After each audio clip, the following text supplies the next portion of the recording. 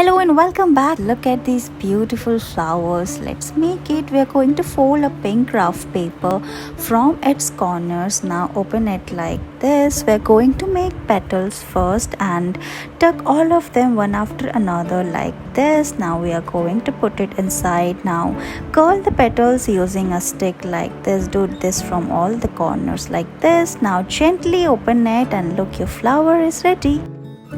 We're going to make these colorful flowers. So we are folding a pink craft paper here from its corners like this. Make a crease. Now press it. After that we are going to make a petal like this. Cut it from its corners. Make more such petals. Paste all of them together and look, it is ready.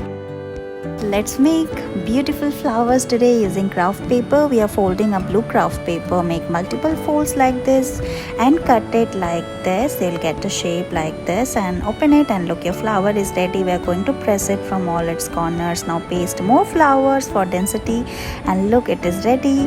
Please like and share with your friends.